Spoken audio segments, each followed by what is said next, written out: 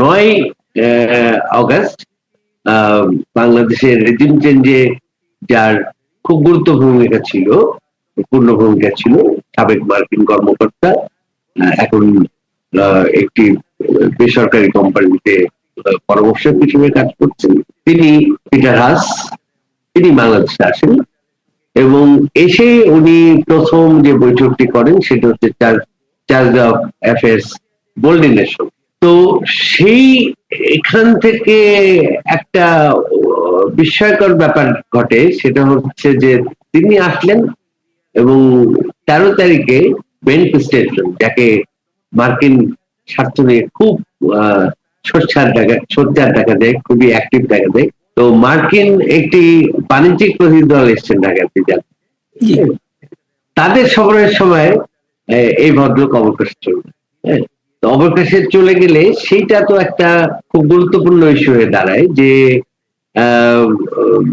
যখন 21শে আগস্ট তারেক রহমান ভারতে যাবেন এরকম একটি আলোচনা শুরু হয়েছে এবং কূটনৈতিক পর্যায়ে আলোচনা চলছে ভারত বাংলাদেশে, সেই সময়ে বেন ক্রিস্টেনসন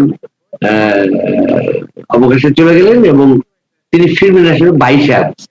তাহলে আমরা দেখতে পেলাম যে খলিলুর রহমান, আপনি যদি মনে করতে পারেন, যে প্রেস ব্রিফিংটা করেছিলেন সাজিওগড় ফিরে যাওয়ার পরে এবং তারপরে আরেকটি প্রেস ব্রিফিং করেছিলেন তিনি হচ্ছে দীনেশ ত্রিবেদীর সঙ্গে বৈঠকের পরে। তো দীনেশ ত্রিবেদী যখন বৈঠক করেন, সেই বৈঠকের পরে তার প্রধানমন্ত্রীর সঙ্গে বৈঠক করেছেন, তারও পরে একটি প্রেস ব্রিফিং দিলেন উনি, সেটি হচ্ছে যে ভারত দ্বিপাক্ষিক সফরে আমন্ত্রণ জানায়নি। কথাটা কিন্তু সত্য ছিল না, কারণ ভারত কিন্তু সেই প্রথম দিনই নির্বাচনের পরপরই যখন স্পিকার এসেছিলেন বা লোকসভা, তো তখন এবং তারপরে দীনেশ ত্রিবেদী যখন সাক্ষাৎ করেছেন তখন দ্বিপাক্ষিক সফরের আমন্ত্রণ জানিয়ে। তো এই দ্বিপাক্ষিক সফরের বিষয়টা যখন প্রসঙ্গ তোলা হলো, তখন হচ্ছে ভারত কিন্তু খুব দ্রুত আপনার দ্বিপাক্ষিক সফরের আমন্ত্রণ জানালো, যেহেতু তার আগে প্রধানমন্ত্রী তারেক রহমানকে ব্রিক্সের সম্মেলনে আমন্ত্রণ জানানো হয়েছিল ভারতীয় প্রধানমন্ত্রীর পক্ষ থেকে সেপ্টেম্বরে। কিন্তু দ্বিপাক্ষিক সফর এবং দ্রুত সেই সফর যেন হয়, সেটির জন্য ভারত কিন্তু খুব দ্রুত উদ্যোগ নিয়ে। তো খলিলুর রহমান সাহেব প্রথমে বললেন যে দ্বিপাক্ষিক সফরে আমন্ত্রণ জানায়নি, প্রধানমন্ত্রী হিসেবে আমন্ত্রণ জানানো হয়নি। এখন দ্বিপাক্ষিক সফরে আমন্ত্রণ জানানোর পরে গতকালকে উনি বললেন যে ভারতের অনাগ্রহের কারণে তার আবার তারই মন্ত্রণালয়ের মুখপাত্র বলছেন যে বাংলাদেশের পক্ষ থেকে শর্তারোপ করা হয়েছে, যে শর্তারোপের কারণে বিষয়টি কি ঘটছে সেটি এখনো নিশ্চিত নয়। তো এই বিষয়গুলো তো আর এমনি ঘটেনি। বিষয়টা হচ্ছে খলিলুর রহমান কে আমরা সেই জায়গা খলিলুর রহমান ছিলেন ইন্টারিম সরকারের নিরাপত্তা উপদেষ্টা। আচ্ছা, এবং নাটকীয় ভাবে বিএনপি সরকার যখন গঠিত হলো তখন হচ্ছে খলিলুর রহমান সাহেব পররাষ্ট্রমন্ত্রী হলেন।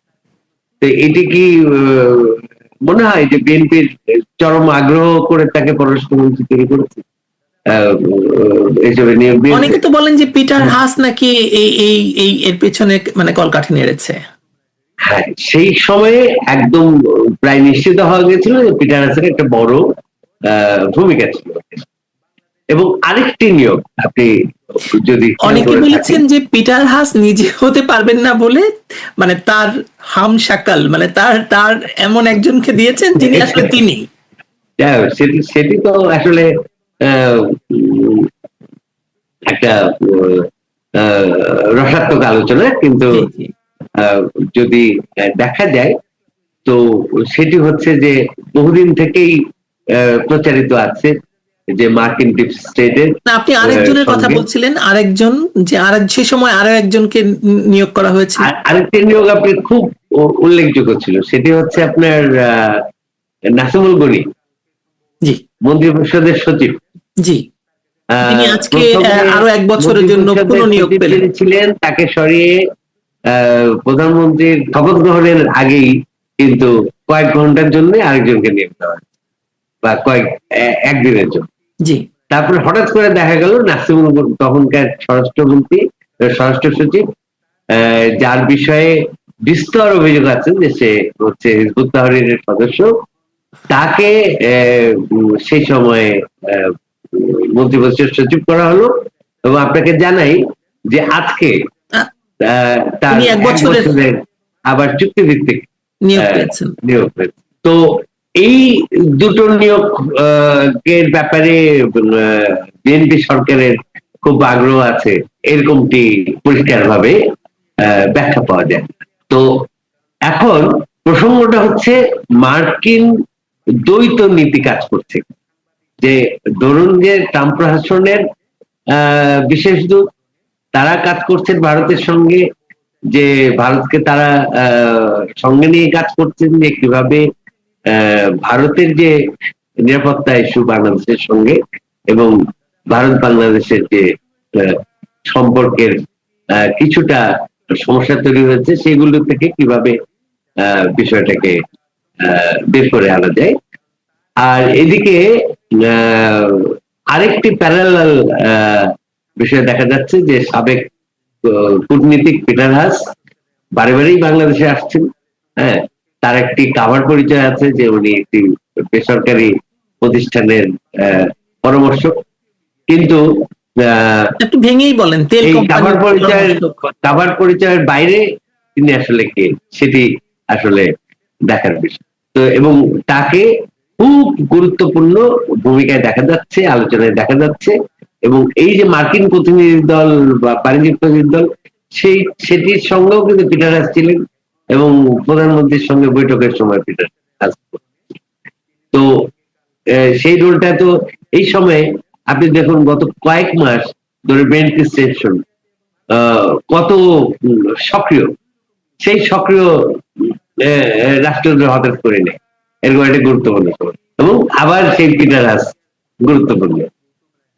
এই বিষয়গুলো দেখবার বিষয়। অনেক কিছু তো আমরা যে তথ্যগুলো পাই বা কিছু কিছু ডকুমেন্টও পাই, সবসময় তো আমরা আলোচনার সময় বলতে পারি, হ্যাঁ, কারণ আমাদের কিছু গোপনীয়তা থাকে, কিছু কনফিডেন্সিয়ালিটির বিষয়। কিন্তু আপনার সর্বশেষ রিপোর্ট অনুযায়ী পররাষ্ট্রমন্ত্রী খলিলুর রহমানকে এই সফর ভেস্তে যাওয়ার পেছনের প্রধান ব্যক্তি হিসেবে চিহ্নিত করা হয়েছে এবং তাকে ডিপ স্টেট প্লেয়ার বলেও প্রশ্ন তোলা হয়েছে।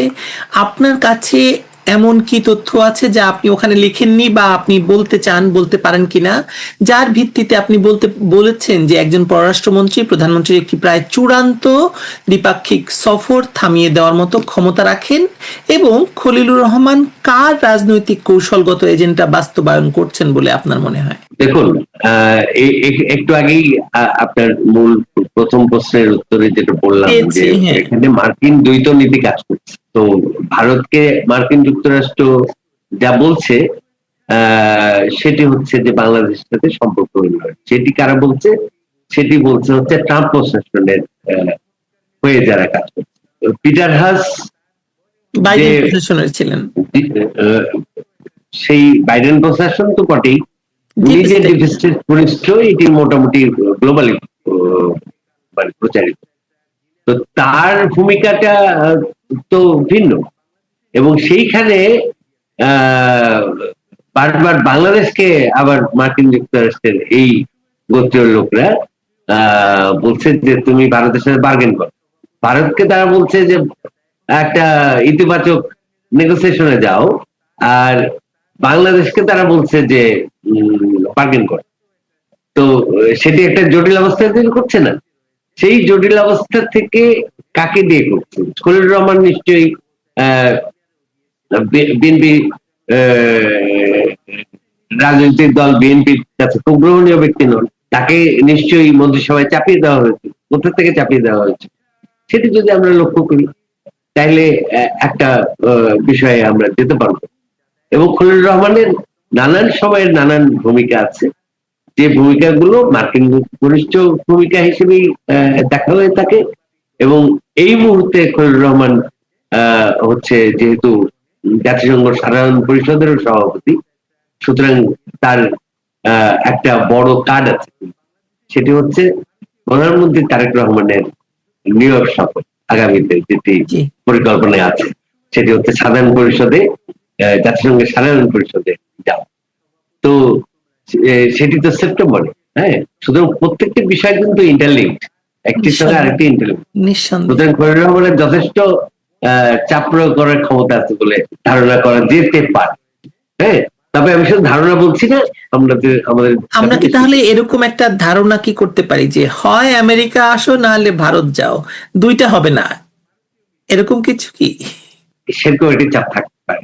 হ্যাঁ, এবং এই এই কিন্তু আমি আবারও বলছি যে এখনো কিন্তু কিন্তু এই সিদ্ধান্ত খেলাটা হয়নি যে উনি আপনার যাচ্ছেন, মতে এই খেলাটা যাচ্ছেন কি খেলছেন যাচ্ছেন পিটার না। হাস বা ডিপ স্টেট। জি, জি। শেখ হাসিনাকে প্রত্যার্পণের যে দাবি মানে বাংলাদেশ সরকার ফেসবুকে করছে, বিভিন্ন জায়গায় করছে, সেটা সরকার তো আগেও করেছে। ভারতও বলে আসছে যে বিষয়টি তাদের আইন এবং বিচারিক প্রক্রিয়ার মধ্যে রয়েছে।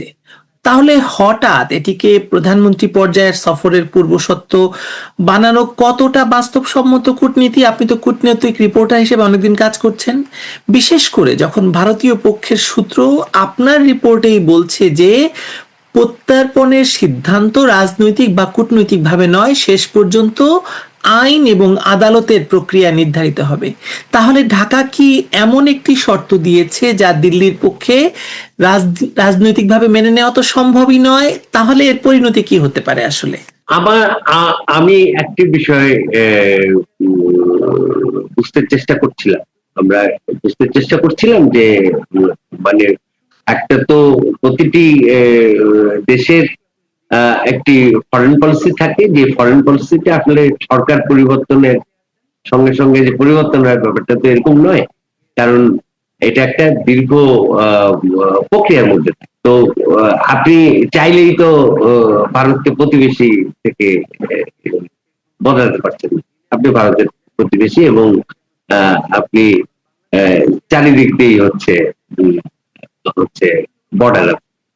তো এই একটি দেশের সঙ্গে আপনাকে কিন্তু নানান সম্পর্কে জড়িত থাকতে হয়, কারণ ভারত বাংলাদেশের জনগণেরই সক্রিয় সম্পর্ক। তো সেইখানে এই গত 2 বছরে হঠাৎ করে হচ্ছে পলিটিক্যাল স্টান্ট দেওয়া হয়েছে ইয়ের সময়, আপনার মোহাম্মদ ইউনূস যখন এসছেন। আবার আমরা ওই সময় শুনেছিলাম যে মোহাম্মদ ইউনূস এতটা মরিয়া ছিলেন ভারত সফরের জন্য যে উনি একবার আমন্ত্রণ ছাড়াই দিল্লি হয়ে যাবেন এবং দিল্লিতে উনি স্টপ ওভার করবেন কয়েক ঘন্টা, এরকম সিদ্ধান্তের কথাও কিন্তু ওই সময় শোনা গিয়েছে। এবং তারপরে আপনার মনে আছে নিশ্চয়ই যে সম্ভবত থাইল্যান্ডে বা মালয়েশিয়ায় গিয়ে উনি কিছুক্ষণ সময় পেলেন এবং ভারতের প্রধানমন্ত্রীর সঙ্গে সাক্ষাৎ করলেন। এবং মোহাম্মদ ইউনূসের যত সফর ছিল কোনটাই দ্বিপাক্ষিক সফর ছিল না, বিভিন্ন সম্মেলনে উনি গেছেন এবং বিভিন্ন জনের সঙ্গে উনি সাক্ষাৎ করলেন, এই ধরনের বিষয়টাই ছিল। তো এখন সেরকম একটা সিচুয়েশন আবার দেখা দিচ্ছিল আসলে যে এই যে বিমস্টেকের সভাপতি হিসেবে বাংলাদেশের প্রধানমন্ত্রী তারেক রহমান নয়াদিল্লি যাবেন। হ্যাঁ, কিন্তু ভারতে এটাকে সহজ করে এনেছিল এবং দ্বিপাক্ষিক সফরের আমন্ত্রণ জানিয়ে সেটা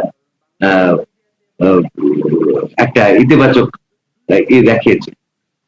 এইখানে আপনার হচ্ছে একটা ইস্যু কিন্তু খুব বড় দেখতেন, সেই ইস্যুটা হচ্ছে ভারত কিন্তু উদ্বিগ্ন হচ্ছে বাংলাদেশে অগণতান্ত্রিক শক্তির উপস্থিতি, এবং সেটি কিন্তু মার্কিন যুক্তরাষ্ট্র এবং তাদের অজিত দোভাল এবং সার্জিও গোরের আলোচনায় কিন্তু এটি একটা গুরুত্বপূর্ণ ইস্যু ছিল, অগণতান্ত্রিক শক্তি। তো একটি বিষয় কি খেয়াল করবেন যে যখন রাষ্ট্রপতি নির্বাচনের মানে বিএনপি কাকে মনোনয়ন দিবে এটি প্রায় নিশ্চিত হয়ে গেল, মানে মোহাম্মদ ইউনূসের আর কোনো সম্ভাবনা যখন নেই, থাকলো না, হ্যাঁ, ঠিক ওই দিন ঠিক ওই দিন জাতিসংঘের নিরাপত্তা পরিষদ থেকে একটি বার্তা এলো যে বাংলাদেশে আল কায়েদার ঘাঁটি হতে যাচ্ছে, এবং সেটি সম্পর্কে জাতিসংঘ নিরাপত্তা পরিষদ সতর্ক করছে, এবং সেই ঘাঁটিটা হচ্ছে কিন্তু ভারতকে লক্ষ্য করে। হ্যাঁ, তো সেটি তো আরো উদ্বিগ্ন হবার কথা ভারত। হ্যাঁ, কারণ এই রিপোর্টটি তো আসলে লালকেল্লা আক্রমণের যে ঘটনাটা, সেই ঘটনাটি মানে সেই রিপোর্টের ভেতরে এটা একটা অংশ। জি। হ্যাঁ, এবং আরো একটি প্রশ্ন এখানে আপনাকে আমি আসলে করতেই চাই, সেটা হচ্ছে যে আজকে বাংলাদেশের স্বরাষ্ট্রমন্ত্রী প্রথমে বললেন তিনি এই রিপোর্ট পড়েননি, তারপরে বললেন এই রিপোর্ট অনুমান নির্ভর। যে রিপোর্টটি জাতিসংঘ প্রথমে 1400 মেরে ফেলেছে, এটাকে তারা একদম মানে বাইবেলের মতো গণ্য করছে, আর এই রিপোর্টকে যখন, যেটা পুরো বাংলাদেশ আক্রান্ত, সেই রিপোর্টকে তারা বলছে অনুমান নির্ভর, এবং তারা নাকি এটাকে কোনো পাত্তা দিচ্ছেন না। এটা উনি আজকে খুব মানে ভাষায় বললেন।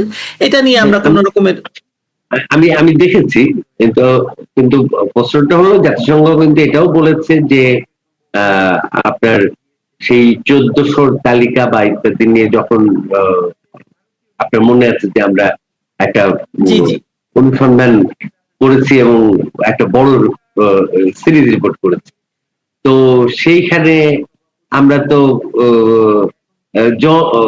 মানে আইডি ধরে ধরে ধরে ধরে ধরে আমরা তখন কাজ করি। তো জাতিসংঘের যে 1400, এটার তো কোনো ভিত্তি আসলে এখন পর্যন্ত কোথাও পাওয়া যায়নি, এবং জাতিসংঘের হিউম্যান রাইটস কমিশনের বিষয়। তো সেইখানে একটি ব্যাপার ঘটেছে যে জাতিসংঘের হিউম্যান রাইটস কমিশন কিন্তু পরিষ্কার জানিয়েছে যে তারা কোনো সাক্ষ্য অথবা প্রমাণ সরবরাহ করবে না। এটি একটি গুরুত্বপূর্ণ বিষয়। দ্বিতীয়ত হচ্ছে যে কেন করবে না সেটিও জানি, সেটি হচ্ছে যে ডেথ সেন্টেন্সের বিষয় যেহেতু আছে, সুতরাং আমার কাছে এটা একটা অজুহাত মনে হয়েছে এই কারণে যে এটা আসলে ওরা আসলে ওদের কাছে প্রমাণ করার মতো কোনো তথ্য আসলে নেই, কারণ এই রিপোর্টটা তো লেখা হয়েছে ইউনুসের অফিসে। এই রিপোর্টটা বেসিক্যালি যেটা হয়েছিল সেটা হচ্ছে যে তখনকার যে আপনার প্রসিকিউশন টিম ছিল এবং চিফ প্রসিকিউটর ছিল তাজুল ইসলামের নেতৃত্বে আপনার এই প্রসিকিউশন টিম একটা বিভিন্ন তথ্য সংগ্রহ করে দিয়েছিল, সেটিকেই মোটামুটি কিন্তু এখন এইবার তো জাতিসংঘের নিরাপত্তা পরিষদ এরকম একটি অভিযোগ করেছে। আমি শেষ প্রশ্ন আপনার কাছে করব, দুটো প্রশ্ন। প্রথম প্রশ্ন হচ্ছে যে নিরাপত্তা পরিষদ এরকম কোন রিপোর্ট কোন দেশ সম্পর্কে করলে প্রথমে রিপোর্ট করে, তারপর আসলে ড্রোন উড়ে এসে মানে হয়, সার্জিক্যাল স্ট্রাইক হয়। বাংলাদেশ কি ওই জায়গায় যাচ্ছে কিনা, যদি, কারণ আমরা তো অলরেডি অস্বীকার করে ফেললাম যে না, আমরা এটা পাত্তাই দিচ্ছি না। আচ্ছা, এটি দেখুন, সম্প্রতি এটি আমি এখনো রিপোর্ট করিনি, কিন্তু আমি আপনাকে বলি, সম্প্রতি নেপাল হয়ে সাজিদুর রহমানের নেতৃত্বে কিন্তু 6 জন কিন্তু বাংলাদেশে এসেছে এবং রংপুর এলাকায় আছে। এটির নিশ্চিত তথ্য আছে বাংলাদেশের গোয়েন্দা, ঠিক আছে? আচ্ছা, এবং সাজিদুর রহমানের উপস্থিতি কিন্তু খুব ভয়ঙ্কর। সাজিদুর রহমান কে, আপনি আমাকে একটু আর আমার দর্শকদের জন্য বলেন প্লিজ। আচ্ছা, সাজিদুর রহমান হচ্ছেন একজন পাকিস্তানি। আপনি মাওলানা সাজিদুর রহমানের কথা বলছেন? হ্যাঁ হ্যাঁ হ্যাঁ, এবং তিনি উগ্রপন্থী নেতা মুফতি মাওলানা সাজিদুর রহমান। হ্যাঁ, এবং কিলার হিসেবে তার বিখ্যাত মানে কুখ্যাতি আছে। তো সেই কিলার হিসেবে কি যে তিনি গুরুত্বপূর্ণ ব্যক্তিদেরকে টার্গেট করে থাকেন, সেটি কিন্তু যথেষ্ট সংশয়ের কারণ হতে পারে। দ্বিতীয়ত হচ্ছে যে আপনি যে মনিরুল ইসলামের সঙ্গে কথা বললেন দুদিন আগে বোধহয়, তো সেইখানেও কিন্তু এই যে বাংলাদেশে জঙ্গি উপস্থিতি অন্যান্য বিষয়গুলো নিয়ে আপনারা কথা বলেছেন। আর আমরা কি দেখছি, প্রকাশ্যে বলা হচ্ছে যে আমাদের কাছে অস্ত্র ছিল এবং আমরা 5ই আগস্ট না ঘটলে বিদ্রোহ করতাম। তারা ঘুরে বেড়াচ্ছে, তারা কিন্তু প্রকাশ্য করে বেড়াচ্ছে। আর আপনি খেয়াল করেন যে 15ই আগস্ট গেল, আজকে 17ই আগস্ট। হ্যাঁ, ফুল দেওয়ার অপরাধ, ফুল দেওয়ার অপরাধে হচ্ছে উম, আহ, আহ, নারীদেরকে গ্রেপ্তার করা হচ্ছে, নিগ্রহ করা হচ্ছে। হ্যাঁ, তো এই রাষ্ট্রটা যদি এইভাবে হচ্ছে আইন শৃঙ্খলার বিষয়গুলি দেখে, তাহলে তো সেখানে একটি আহ, খুবই জটিল অবস্থার সামনে আহ, এসে থাকতে পারে। আর এই যে ক্ষমতা দখলটা একটা পরিকল্পিত ষড়যন্ত্র, এটা ছাত্র জনতার কোনো অভ্যুত্থান ছিল না, এটা এটা কোনো এগুলো ছিল না, এটা হলো একটা এবং এই ক্ষমতা দখলের মাধ্যমে একটা অবৈধ সরকার ক্ষমতায় আসছে। তিনি যেটা ধরেন মব ভায়োলেন্স, গণপিটুনি, রাজনৈতিক প্রতিহিংসার ঘটনার খবরগুলি উনি বলছেন যে এটা এখন আমাদের দেশের একটা সাধারণ পরিবেশে পরিণত হয়েছে। সো এটাও কিন্তু একটা মানে উনি আমার মতে যে একেবারে প্রকৃত চিত্র যেটা বাংলাদেশের, এবং উনি যেটা বলতে চাইছেন আমার কাছে মনে হয়েছে, যেটা বলতেছে যে বাংলাদেশের কোনো নাগরিক এখন আর নিরাপদ না, যে নাগরিকরা যে কোনো সময় মবের শিকার হতে পারে, যে কোনো সময় প্রতিহিংসার শিকার হচ্ছে নাগরিক, এগুলো উনি এবং যেটা মূল যেটা আর্টিকেলের নাম জঙ্গিবাদ এবং চরমতা, সেটা উনি তো ধারাবাহিক বর্ণনা করেছেন যে 96 থেকে 2001 পর্যন্ত উনি কি করেছেন, এবং 2001 থেকে 2006 সম্ভবত যে হিজবুত তাহরির, হুজি, জেএমবির যে উত্থান হয়েছে সেগুলোর উনি বর্ণনা দিয়েছেন। এবং উনি বলছেন যে বাংলাদেশ কেন ক্রস রোডের মধ্যে আছে, সেই ক্রস রোডের কেন, কারণ এরা সবাই কোনো না কোনো ফরম্যাটে বেরিয়ে গেছে, তাদেরকে আইদার মুক্তি দেওয়া হয়েছে অথবা তাদেরকে কোনো না কোনো ভাবে সরকারি পৃষ্ঠপোষকতায় সহায়তা করা হয়েছে। এবং উনি এই জন্য, এবং উনি বলছেন যে এটার ইয়েগুলো কি কি, এগুলো হলো যে এটা মানে এই যে জঙ্গিবাদের উত্থান হচ্ছে এটার উপসর্গগুলি উনি উল্লেখ করছেন। সেই উপসর্গগুলির কথা উনি বলছেন যে এই যে মব করে কিন্তু সাধারণ নাগরিকের উপর হামলা, তার মব করে হিন্দু, বৌদ্ধ, খ্রিস্টান নাগরিকদের উপর হামলা, মব করে সুফিবাদের উপর হামলা, মব করে কিংবা এই আহমদিয়াদের উপরে ইয়ে করা, এরকম কথাগুলি উনি উল্লেখ করেন। এবং উনি এই প্রসঙ্গে বলছেন যারা অপরাধী তাদেরকে মুক্তি দেওয়ার জন্য দায়মুক্তি, এই দায়মুক্তির ব্যাপারটা কিন্তু অনেক আলোচিত ইস্যু এবং সেটা নিয়ে আবারও উঠেছেন। তবে পুরো আলোচনায় শেখ হাসিনা যেটা বলছেন যে বাংলাদেশের ভবিষ্যৎ নির্বাচন এবং বাংলাদেশের পরিচয়টা কি হবে সেটাই এখন ক্রস রোডের মধ্যে আছে। সেই ক্রস রোডটা কি, এখন বাংলাদেশকে যদি শান্তি এবং স্থিতিশীল একটা বাংলাদেশ গ্রহণ করতে হয়, তার মতে তার কথা হলো যে ধর্মনিরপেক্ষ থাকবে কি না ধর্মভিত্তিক রাজনীতি থাকবে, এটা ভবিষ্যতের সামনে জাতীয় নির্বাচন ঠিক করবে, যে জাতীয় নির্বাচন আওয়ামী লীগকে অংশ নিতে দিতে হবে, এটা হলো তার বক্তব্য। এবং সেখানে আওয়ামী লীগ অংশ নিতে যদি না পারে তাইলে এটাই কিন্তু প্রমাণ হবে যে এই দেশটা কোন দিকে যাবে। যদি আওয়ামী লীগকে অংশগ্রহণ করতে না দেওয়া হয় সামনের নির্বাচনে, ধরে নিতে হবে এটা কিন্তু চরমপন্থার দিকে যাচ্ছে। তার সরাসরি বক্তব্য হলো বাংলাদেশ ধর্মনিরপেক্ষ থাকবে নাকি ধর্মভিত্তিক রাজনীতির দিকে যাবে সেটা ঠিক হবে সামনের জাতীয় নির্বাচনে আওয়ামী লীগকে অংশগ্রহণ করতে দেওয়া হয় কিনা, এবং জামাত বিএনপি এই ব্যাপারে জামাত বিএনপির ভূমিকা কি হবে, এবং বাংলাদেশের সংবিধানের মূলনীতিগুলো নিয়ে কি করা হয় এই সময়কালের মধ্যে। হ্যাঁ, তো মোটামুটি আপনি বলতে পারেন যে এটা তিনি এই পুরো আলোচনার মধ্যে ইনি আন্তর্জাতিক সম্পর্ক, ভূ রাজনীতি উঠিয়েছেন, তিনি ভারতের সাথে সম্পর্কের কথা উঠিয়েছেন, তিনি বাংলাদেশের পররাষ্ট্র ছিল যে পশ্চিমা দেশগুলোর জন্য আস্থাভাজন সন্ত্রাস দমনের পশ্চিমা সরকারগুলো বাংলাদেশকে সমর্থন করতো।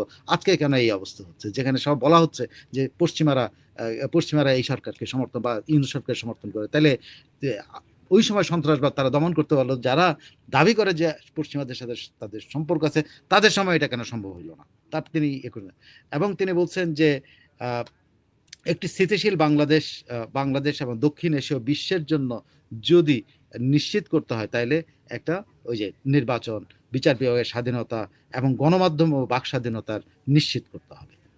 Thank you. একেবারে দক্ষিণ এশিয়া এবং গ্লোবাল সিকিউরিটির জন্য তিনি একদম পরিষ্কার বলছেন একটি ইনক্লুসিভ নির্বাচন, রাজনীতি এগুলো এবং আওয়ামী লীগের অংশগ্রহণ, ডেভেলপমেন্টের কথা বলেছেন, উন্নয়ন সবকিছু মিলিয়েই বাংলাদেশের সামনের দিনগুলোর আসলে কি হবে এটা একটা পরিষ্কার চিত্র তিনি তুলে দিয়েছেন। নির্বাচন হলে কি হবে, আওয়ামী লীগ অংশ নিলে কি হবে, না হলে কি হবে।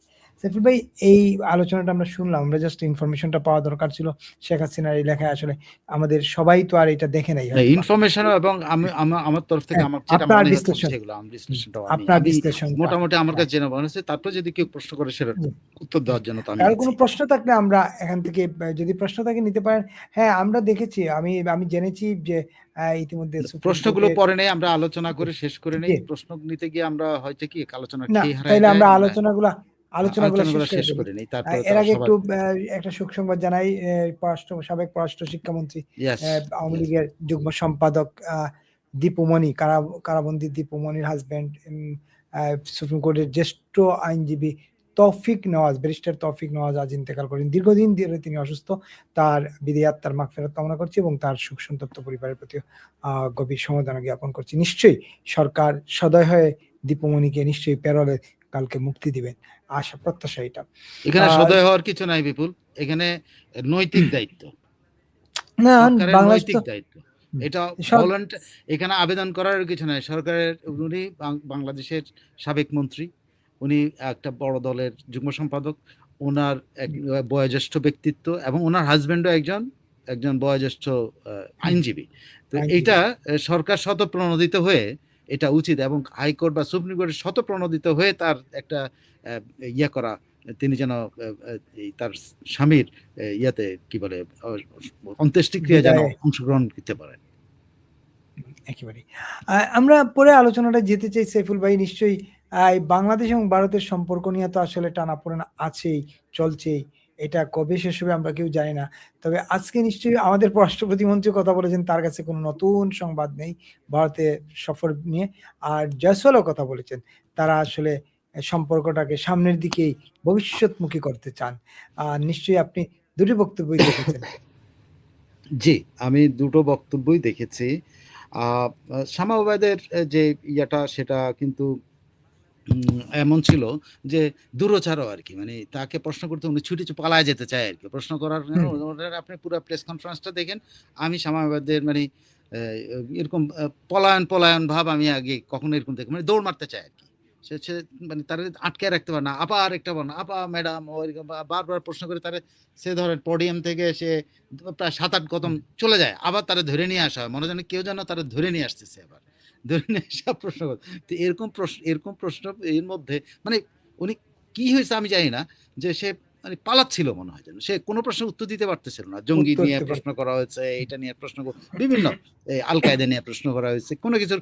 উনি তো আল কায়দা নিয়ে তো উনি ফ্যাসিবাদীকে দায়ী করছেন, তাদের প্রোপাগান্ডা, আওয়ামী লীগের প্রোপাগান্ডা।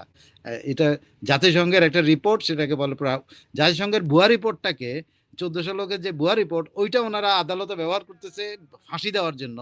আর জাতিসংঘের যেটা মেইন সিকিউরিটি কাউন্সিলের যে রিপোর্ট, সেই রিপোর্টটাকে তারা বলতেছে এটা আওয়ামী লীগের প্রোপাগান্ডা।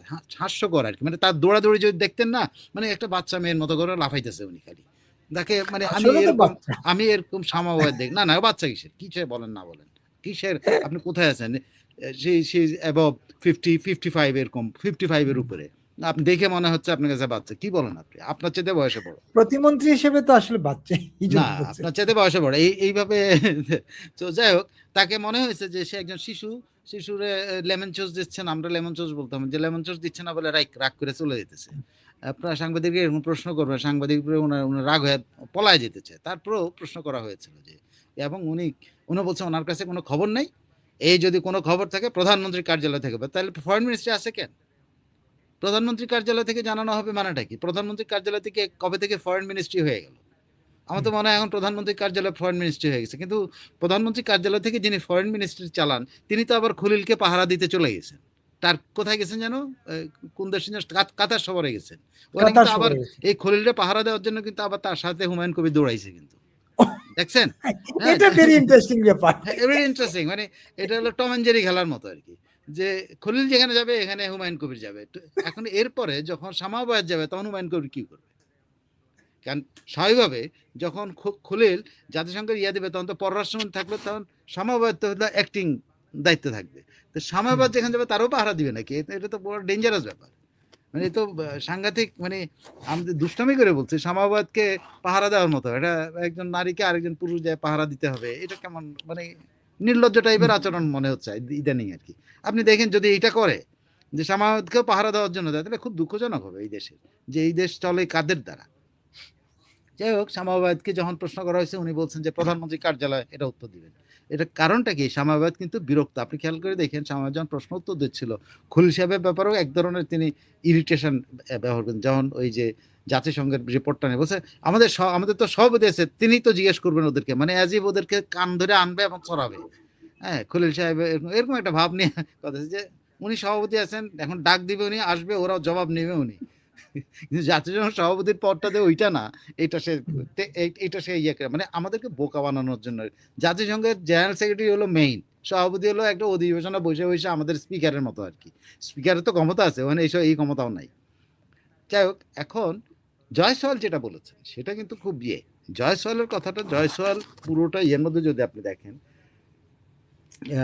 সবগুলো বিষয়ে জয়সওয়াল এড়িয়ে গেছেন। উনি যেটা বলেছেন, ভারত বাংলাদেশের সঙ্গে ইতিবাচক গঠনমূলক ভবিষ্যৎমুখী সম্পর্ক গড়ে তুলতে চায়, যে সম্পর্ক হবে পারস্পরিক স্বার্থের উপর ভিত্তি করে, ভারতের এই যে পারস্পরিক স্বার্থের উপর ভিত্তি করে। আচ্ছা ঠিক আছে, আরো বলেছেন তাকে শেখ হাসিনার প্রত্যর্পণ ব্যাপারে প্রশ্ন করা হলে, এবং তারেক রহমানের সম্ভাব্য ভারত সফর নিয়ে প্রশ্ন করা হলে, এবং ভারত সফরের সাথে শেখ হাসিনার সম্পর্কে শেখ হাসিনার বিষয়টা ব্যাপারে প্রশ্ন করা হয়, তাকে তারেক রহমান সফরের সাথে শেখ ওসমান হাদির ইয়েদেরকে প্রত্যর্পণের প্রশ্ন করা হয়।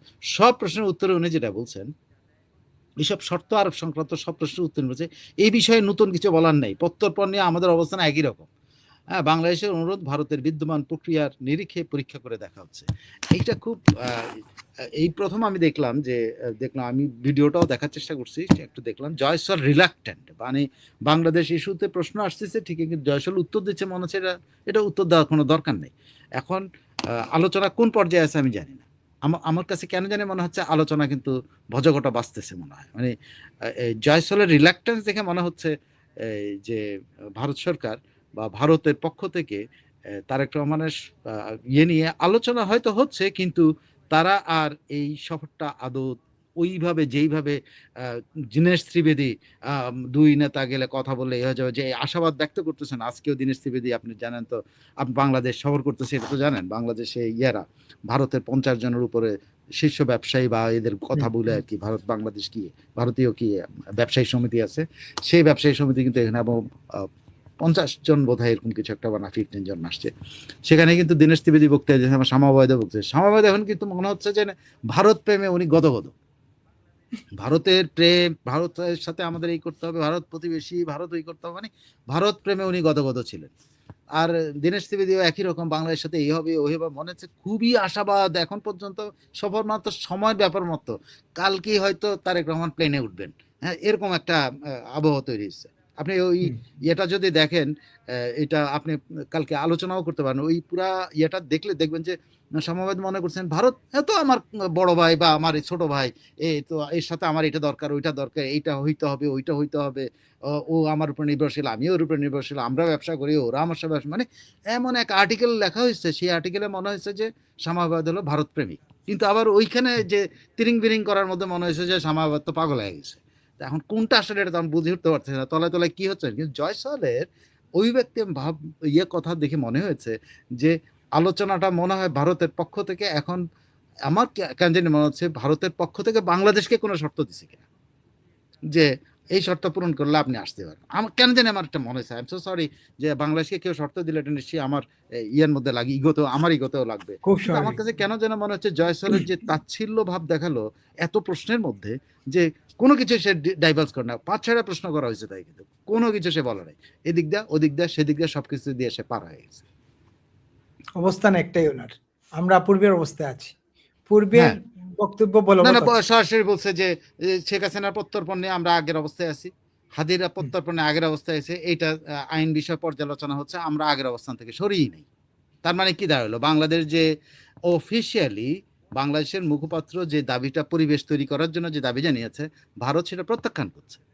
এটাই তো জয়সওয়ালের বক্তব্যটা না, যে আমরা শেখ হাসিনাকে প্রত্যর্পণ করে এবং হাদির ইয়াদেরকে প্রত্যর্পণ করে আগে পরিবেশ তৈরি করতে হবে, তারেক রহমান যাবে। আর জয়সওয়ালের বক্তব্য হলো আমরা আগের অবস্থান আছে, তাহলে কি দাঁড়ালো এরকম যে তোমাদের কোনো শর্তমর্ত আমরা আমরা আমরা শুনতে রাজি না, এগুলো আমলেই নিচ্ছি না, বাট আলোচনায় আছে, কিন্তু আলোচনা কিন্তু চলতেছে, সেটা কিন্তু স্বীকার করছে জয়সওয়াল।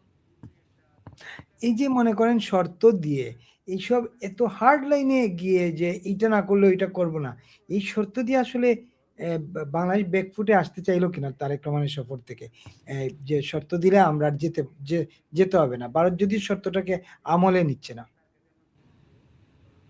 মানে আমি বুঝিনি।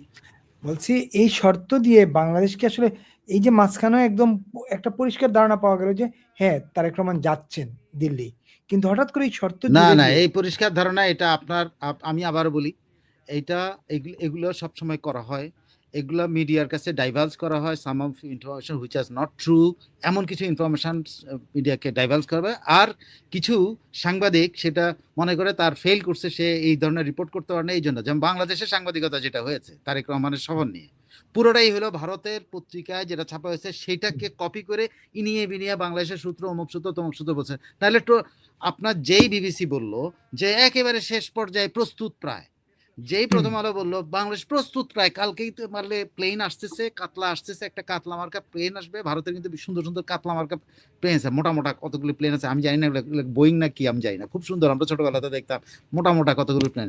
আমার মনে হয়েছে যে কাতলা আসতেছে, সেই কাতলায় তারেক রহমান লাভ দিয়ে উঠবে, এরকম একটা ব্যাপার ছিল না? আপনি প্রথম আলো বলেন, সমকাল বলেন, বাংলা নিউজ বলেন, অমুক বলেন, বিবিসি পর্যন্ত মানে প্রস্তুত এক্ষুনি, মানে আমরা সে প্রস্তুতি সম্পন্ন শেষ পর্যায়ে শব্দগুলো ইউজ হয়েছে। কেন জানেন? ওই যে আমাদের সাংবাদিকদের মধ্যে, আমি দীর্ঘদিন আমার অভিজ্ঞতা থেকে বলছি যে অফিসে গেলে যদি নিউজ এডিটর বলে বা এডিটর যদি বলে আমি তো মিস করে গেলাম, তোমরা তো আমার মিস করাই দিল, এই মিস যেন বলতে না পারে এই জন্য নিজেরা বানায় বানায় রিপোর্ট লিখছে, তাদের কাছে কোনো ইনফরমেশন ছিল না। দে জাস্ট তারা ভারতের এনডিটিভি নিউজটার দ্বারা প্রভাবিত হয়েছে, এক ভারতের এই যে ইন্ডিয়ান এক্সপ্রেস পত্রিকা দ্বারা প্রভাবিত হয়েছে, ভারতের দি হিন্দু পত্রিকা দ্বারা প্রচার, দি হিন্দু পত্রিকার রিপোর্ট কিন্তু ডিফারেন্ট। দি হিন্দু পত্রিকা কিন্তু এনডিটিভির মতো বলে না যে এই একদম অলমোস্ট 22 বা 23 তারিখ তারিখ মনে দিয়ে করে নাই, কিন্তু এনডিটিভি নিউজ বাংলাদেশের সাংবাদিকদের মাথার মধ্যে এমনভাবে গেছে, বা আমাদের সম্পাদকদের মধ্যে, সম্পাদকরা নিশ্চয়ই সেই রিপোর্টারে বলছে ভাই আমরা মিস করে গেলাম, এনডিটিভি রিপোর্ট করে দিল, তিনি কি করবেন ভাই? মোটামুটি একটা গদ বাঁধা একটা প্রথম দিকে এনডিটিভির কপি লিখে দিছে, তারপরে এদিক ওদিক আমাদের সূত্র বলেছে, কেউ কোনো সোর্স কোড করছে? এনডিটিভিও করে নাই, এনডিটিভি করে নাই, দি হিন্দু করে নাই। সাধারণত কি হয় জানেন, আপনার এই কূটনৈতিক সূত্র বা বিভিন্ন জায়গায় একটা অর্গানই থাকে, যে মিডিয়া অর্গান, সে মিডিয়া মেনটেন করে, মিডিয়াকে ইয়ের মধ্যে রাখে, অন্য কোনো আলোচনা থাকলে সে মিডিয়াকে ওই আলোচনা যেন মিডিয়া টেন না পায়, এই জন্য তাকে ব্যস্ত রাখার জন্য এই ধরনের জিনিসগুলো একজন সাংবাদিকের মাধ্যমে বা কোনো না কোনো মেকানিজমে তারা ডাইভালজ করে। ভারতীয় ফরেন মিনিস্টার সেই জিনিস, ফরেন মিনিস্ট্রি সেটা ডাইভালজ করছিল, এনডিটিভি আইদার ব্যবহৃত হয়েছে অথবা এনডিটিভি বিশ্বাস করেছে, করে সেই রিপোর্টটা করেছে, আর এনডিটিভির বিশ্বাসের উপর নির্ভর করে বাকি বাংলাদেশের সব পত্রিকা ছাপানো হয়েছে। এইদিকে হিন্দু কি করেছে, হিন্দু কোনো মতে মাঝখান দিয়ে একটা রিপোর্ট করছে, ইন্ডিয়ান এক্সপ্রেস মাঝখান দিয়ে একটা রিপোর্ট করছে, কেউ কিন্তু আর স্পেসিফিক যায় নাই। কিন্তু বাংলাদেশে কি করলো, বাংলাদেশে বিবিসি বললো প্রস্তুতি সম্পন্ন প্রায় শেষ পর্যায়ে, মানে প্লেনে উঠবেন বলে কাতলা মাছ আসবে, কাতলার ভিতরে উঠে যাবো, উঠে যায় প্লেনে দিল্লিতে যায়, নরেন্দ্র মোদীর সাথে আমি যে ইয়ে খাবো, কি বলে তারেক রহমান তো 100 টাকার খাবার খায়, তো ওখানে মোদীজি তাকে ইয়ে খাওয়াবেন, কি বলে নিরামিষ খাওয়াবেন, হ্যাঁ নিরামিষ খাদ্য, কারণ 100 টাকার খাবার খাইতে বেশি খেতে পারবেন না তো, কারণ ওনার তো উনি লিখিত নির্দেশ দিচ্ছেন প্রধানমন্ত্রী এবং তার অফিসের কেউ 100 টাকার বেশি খাইতে পারবে না। যদি আমি বলি 100 টাকা খান কেন ভাই, 100 টাকা তো জনগণের টাকা, আপনার যার যে টাকা পয়সা আছে ওখানে যে কর্মকর্তার কাছে প্রত্যেকের ব্যক্তিগত সম্পত্তি আছে, ব্যক্তিগত বেতন পায়, সবাই তার টাকা খাবে, আপনি কি লেগে আমাদের জনগণের টাকা খান? কিন্তু নরেন্দ্র মোদী ওনার জন্য ওই যে 100 টাকার নিরামিষ তৈরি করে রাখছে, এখানে উঠে যাবে, আমাদের পত্রিকার রিপোর্টাররা এই কামটা করছে। কিন্তু আমি 100% শিওর যে আজকেও জয়সওয়ালের কথার মধ্যে একটা আলোচনা আছে, but it is not like কাল 22 বা 23 তারিখে রওনা দিয়ে দিবেন, কেউ বলছে 27 তারিখের মধ্যে শেষ করতে হবে, তারপর এই ইন্ডিয়া টিভি রিপোর্টার কিভাবে প্রভাবিত হয়েছে দেখেন, আমাদের পত্রিকা ছাপা হচ্ছে নরেন্দ্র মোদীর আর কোনো শিডিউল নাই। আরে আরে ভাই, আরে ভাই হোয়াট উই সে, এটা ওরা ওরা এটা খাওয়াইছে যে নরেন্দ্র মোদী আর কোনো শিডিউল নাই। আপনি ব্রিক্স সম্মেলনের আগে দুজন প্রধানমন্ত্রী যদি দ্বিপক্ষীয় সফরের জন্য আধা ঘন্টার জন্য বসে, সেটা তো enough, that can be done. তা আধা ঘন্টা নরেন্দ্র মোদীর সময় নাই, এইটা যখন পত্রিকা ছাপা হওয়া সেটা আমাদের রিপোর্টাররা খায় বেলায়, আমাদের এডিটাররা খায়, দেখলে আমার খুব ভালো লাগছে। একজন প্রশ্নও করে নাই, কেউ কোনো এডিটর প্রশ্ন করে না যে ভাই তুমি এটা কি লিখলা, যে নরেন্দ্র মোদীর সময় নেই, পুরা 1 বছরের মধ্যে সময় দেয়, এটা কে বলছে? আপনি নিশ্চয়ই জানেন, আপনার চ্যানেলও এসে বলছে, ও বিভিন্ন চ্যানেলে বিভিন্ন জন বলছে যে ওনার কোনো সময় নাই। আর এটা তো হলো খাওয়ানো জিনিস, সময় নেই। 2 প্রধানমন্ত্রী বসবেন ইমার্জেন্সি 2 দেশের সম্পর্কের জন্য, সময় নেই মানে সেই জন্য নরেন্দ্র মোদী বাংলাদেশে মৌলবাদের উত্থান হইতে থাকবে, উনি 6 মাস ধরে বসে থাকবেন? তিনি চাইবেন না। তারেক রহমান বাংলাদেশ 6 মাস ধরে সাফার করবে ট্রেডের দিক থেকে, সেটার জন্য নরেন্দ্র মোদীর শিডিউলের জন্য ওয়েট করবেন? আপনার মনে হয় এটা? না। ইমার্জেন্সি বলে একটা জিনিস আসতো, আমাদের যে সম্পর্কের যে ইয়াটা অবস্থা, সেটা তো ইমার্জেন্সি পরিস্থিতি এখন। সেই ইমার্জেন্সি পরিস্থিতিতে একজন, দুই প্রধানমন্ত্রী দুইজনকে আধা ঘন্টা সময় দিতে পারবে না, 1 ঘন্টা সময় দিতে পারবে না, এর বিশ্বাসযোগ্য? এবং সেটা আমরা খাই। তারপরে আপনি আউটরিচের দাওয়াতে গেছে, ওনা আউটরিচের দাওয়াতে যান না আপনি, আপনি বলেন যে আমি দ্বিপক্ষীয় সফরে আসতেছি, মোদি আপনাকে শিডিউল দেওয়ার জন্য রেডি হয়ে বসে আছে, কারণ উনিও চায় না বাংলাদেশের এই যে পরিণতি হচ্ছে, যে পরিণতিতে অ্যান্টি ইন্ডিয়ান যে ইয়েগুলো ব্যাপার, যে মৌলবাদের যে বিস্তার হচ্ছে, সংখ্যালঘুদের উপর নির্যাতন, উনি 6 মাস ওয়েট করবেন সংখ্যালঘুদের নির্যাতন বন্ধ করার জন্য? উনি 6 মাস ধরে ওয়েট করবেন যে বাংলাদেশে মৌলবাদের উত্থানের সুযোগ করে দেওয়ার জন্য? উনি 6 মাস ধরে ওয়েট করবেন বাংলাদেশ এবং ভারতের মধ্যে সবকিছু যে ডেডলক আছে, সেই ডেডলক একদম লক করে রাখার জন্য? I don't think so. This can not. এটা হিউম্যানলি একজন মানুষ, আপনি আর আমি যদি একে অপরের উপর নির্ভরশীল হই, ঝগড়া আমাদের হইতে পারে, কিন্তু আপনি কি সেই পর্যন্ত নিয়ে যাবেন যখন আপনার ক্ষতি হয়? নেবেন? প্রশ্ন এটা না। আপনি নেবেন? আপনার ক্ষতি হচ্ছে, আপনি জানেন আপনার ক্ষতি হচ্ছে, আপনি কি সেই প্রশ্ন পর্যন্ত এটা না। ঠেলে নেবেন? নেবেন না। না। তাহলে দুই পক্ষেরই তো এখানে ক্ষতি হচ্ছে, এক পক্ষের তো ক্ষতি হচ্ছে না। ভারতও তো এই অঞ্চলে আজকে আল কায়দার এরকম একটা জায়গা না হওয়াতে ব্যাপারে ভারতের আছে, 6 মাস ধরে যে এই সময়টা, এই 6 মাসের মধ্যে তো সেল একটা না 100টা বানায় ফেলবে। তো আপনি পরাগ জৈন কেন আসছে, কি কারণে আসছে? কেউ আমরা চিন্তা করি যে রয়ের প্রধান প্রকাশ্যে রয়ের প্রধান, এই গত 20 বছর আপনি শুনছেন বাংলাদেশের রয়ের প্রধান আসছে? Why he came here? সবাই বললো রেসিপ্রোকাল কিভাবে হয়? ডিজিএফ এর চিফ তো না, গোয়েন্দা প্রধান না। বাংলাদেশের যদি গোয়েন্দা প্রধান হয়, বাংলাদেশের গোয়েন্দা প্রধান হলো এনএসআই চিফ। ডিজিএফআই কিন্তু আলাদা একটা অর্গান, প্রধানমন্ত্রীর কার্যালয়ের অধীন। ঠিক আছে, এনএসআই হলো সবচেয়ে স্বাধীন একটা সেটাও প্রধানমন্ত্রীর কার্যালয়ের অধীন, কিন্তু ডিজিএফআই কিন্তু খুব স্বাধীন, একেবারে 100% স্বাধীন, সেটা আর্মির সাথে লিঙ্কড। কিন্তু সবগুলোর মধ্যে একজন অ্যাডভাইজার আছে। এটা তো রেসিপ্রোকাল। আমাদের শামসুল ইসলাম তো যায় নাই, গেছে তো ডিজিএফআই প্রধান চিকিৎসার নাম করে। সো একটা ইমার্জেন্সি আমাদের ভিতরে আছে, যে ইমার্জেন্সির কারণে আমাদের ডিজিএফআই প্রধান যেহেতু মনে করা হয় ডিজিএফআই আমাদের প্রধান অর্গানাইজেশন, এনএসআই পরিবর্তে প্রধান অর্গানাইজেশন, সেজন্য উনি গেছেন চিকিৎসার নাম দেয়া। আবার এট দ্য সেম টাইম পরাগ জৈনও আসছেন, দেখা করে গেছেন। কিন্তু দেখেন এই সরকারের প্রগল্ভ বলে কি, মানে কথা না বলতে না পারলে ওনাদের হয় না, কথা হজম হয় না। ওই যে রাম ছাগলটা, সেটা কিন্তু ইয়ের মধ্যে বলে দিল। উনি চীন থেকে আসছেন, উনি একটা রেসিপ্রোকাল ট্যুরে আসছেন, এটা উনি আসছেন একদম কোন সরকারি কোন জায়গা থেকে স্বীকার করছে? এই রাম ছাগলটা কেমনে স্বীকার করলো? ওই যে আপনার কারে যেন কি একটা বলেন না, কি জাহিদ একটা নামের আগে কি সব বলেন, এই রাম ছাগলটা কিন্তু বলে দিছে। এমন রাম ছাগলটা বলার পরিণতি কিন্তু ভোগ করতেছে, ঠাবা খাইছে, কিন্তু হ্যাভি ঠাবা খাইছে। এটা ঠাবা কিন্তু প্রধানমন্ত্রীর কাছ থেকে না, ঠাবা কিন্তু এজেন্সির কাছ থেকে, যে তুমি এই কথা কেমনে বললে, এটা তো আমরা স্বীকারই করি নাই। আমাদের ডিজিএফআই বলছে যে পরাগজন বাংলাদেশে আসছে, আমাদের এনএসআই বলছে পরাগজন বাংলাদেশে আসছে, বা আমাদের ডিফেন্স অ্যাডভাইজার তিনি বলছেন যে আমাদের পরাগজন বাংলাদেশে আসছে, বা আমাদের সেনাবাহিনী প্রধান কি বলছে পরাগজন বাংলাদেশে আসছে, বা আমাদের এই যে কি বলে প্রতিরক্ষা মন্ত্রণালয় তারা কি বলছে পরাগজন বাংলাদেশে আসছে, 3 বাহিনীর যেটা আছে যে আর্ম ফোর্সেস ডিভিশন, তারা বলছে পরাগজন বাংলাদেশে আসছে? বলছে? বলেনি। কেন আসছে পরাগজন? There is something. Definitely There is something important, there is something emergency রে ভাই। সেই এখন তারেক রহমান এই যাইতে পারবেন না, 23 থেকে 27-এর মধ্যে ওনা যাইতে পারেন, আর যাইতে পারবেন না, যে ইমার্জেন্সির জন্য পরাগজন বাংলাদেশে আসে, উনি যাওয়ার জন্য উনি দেরি করবেন, আবার মোদিজির ওখান থেকে বলবে ওনার কোনো শিডিউল নেই আগামী 1 বছর। এগুলো শোনাটা হাস্যকর না রে ভাই। ভাই একটু আমরা যদি আমাদের কমন সেন্সকে ব্যবহার করি, হাস্যকর। যাক, আমরা চাই যে দ্রুত বাংলাদেশ ভারত সম্পর্কের যে একটা দূরত্ব আছে সেটা গুছিয়ে দুই দেশের। আমি মোটেও আশা করি না, আমি চাই যে মারামারি হোক, ভারত বিরোধী। ভাই আপনি কি চান বাংলাদেশে? আমি তো ফাটা চাই, ফোড়াকে আর দমন করার দরকার নেই। শেখ হাসিনার বক্তৃতাটার কথা আমি বলি নাই কথা। শেখ হাসিনা 2009 ক্ষমতা এসে এইটা ফোড়াকে ধামাচাপা দিয়েছেন, কিন্তু এটা যে ধামাচাপা দিলে হয় না, এটা যে ফাটাই দিতে হয়, এইটাই দরকার ছিল। এটাকে ফাটাইতে হবে। দিস মাস্ট বি রিমুভড, একেবারে অস্ত্রোপচার করে এটাকে বাইর করতে হবে। এটা ঘর আপনার শরীরের মধ্যে রেখে দিবেন, আজকে এখান দিয়ে আপনি দমাইছেন, ওখান দিয়ে বাইরে ফোঁড়া যেরকম আপনি Cancer. দেখেন, ফোঁড়া কিন্তু আপনি যত দমাইবেন তত কিন্তু বেড়ে। হোমিওপ্যাথিক ওষুধের একটা কথা বলে যে ফোঁড়াকে যত দমাবেন সে আরো 5 জায়গা দিয়ে বাইরে হবে। সো এটার ফাটায় দাও। আমি এটাতে বিশ্বাস করি আপনি এটা ফাটাইতে হবে। আপনার ভেতরে যে পুষ জন্মাইছে বাংলাদেশে, এই পুষ ফাটাইতে হবে। সো আমি কিন্তু বিশ্বাস করি যে আপনি যে আশা করেন আমি মোটেও এই ধামাচাপা দেওয়ার রাতে আসলে এক্সপোজড হোক, এভরিওয়ান শুড বি এক্সপোজড।